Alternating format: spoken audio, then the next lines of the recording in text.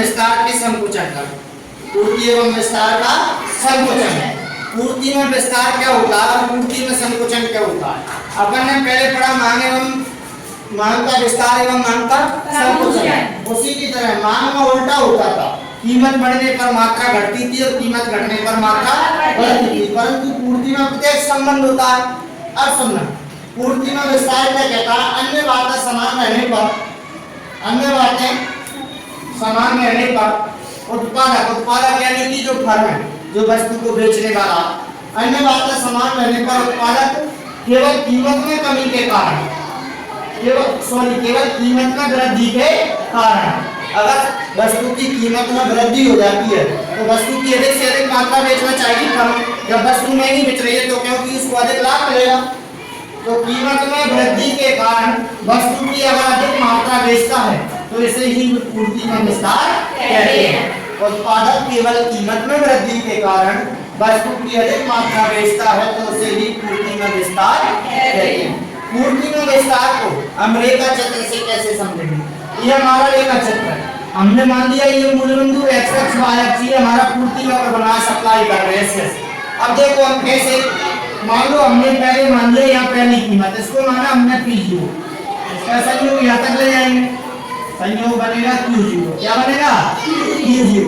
अब हमारी परिभाषा क्या रही है? केवल कीमत में वृद्धि के कारण। अब हम कीमत को बढ़ाएंगे, कीमत ऊपर की तरफ बढ़ेगी, कीमत को बढ़ाएं, कीमत बढ़कर के हो जाती है P1, क्या हो जाती है P1, इसको यहाँ तक ले जाएंगे, इसका संयोग बनेगा Q1।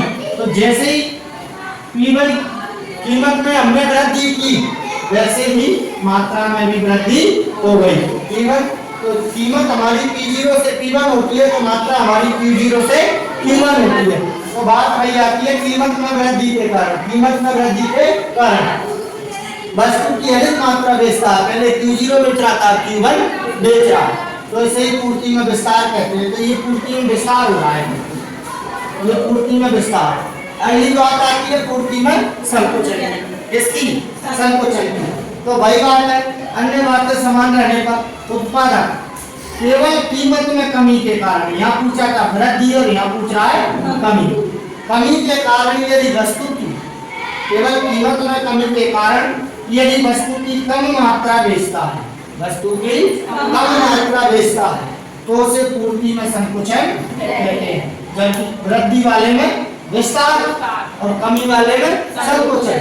यदि कीमत में कमी के कारण वस्तु की जब कीमत घट गई किसी वस्तु की तो उत्पादक और फर्म जो सोचे कि अभी कम से कम वस्तुओं को बेचा जाए क्योंकि घाटे में जाने की संभावना रहती है, सस्ती हो गई वस्तु, उसमें लागत नहीं अधिक लगेगी, तो कीमत में कमी के कारण उत्पादक उस वस्तु को कम बेच पाता है और कम बेचता है तो उसे पूर्ति में संकुचन कहते हैं। जैसे हम रेखा चित्र की सहायता से समझेंगे, हमारा पूर्ति का बना हुआ है, इसमें सप्लाई कर, ये हमने मान ली पहली कीमत Q0 और इसका संयोग बना Q0। अब कीमत में कमी के कारण हमारी परिभाषा क्या कह रही है? कीमत में कमी के दर होगी नीचे की ओर, हम कीमत में जैसे ही कमी करेंगे, कीमत हमने मानी ये संयोग बनेगा हमारा ये Q1। तो जैसे ही कीमत में कमी की वैसे ही मात्रा में भी कमी हो गई, यानी पूर्ति की मात्रा भी घट गई। तो भाई हमारा जो परिभाषा कह रही है कि केवल कीमत में कमी के कारण उत्पादक वस्तु की कम मात्रा बेचता है, कम मात्रा घट गई तो इसे पूर्ति में संकुचन कहते हैं। विस्तार कीमत में वृद्धि के कारण अधिक मात्रा बेचता है उसे विस्तार कहते हैं, और कीमत में कमी के कारण कम मात्रा बेचता है उसे संकुचन कहते हैं। ठीक है, अगर आपको समझ में आ रही हो तो हमारे चैनल को लाइक एंड सब्सक्राइब करें।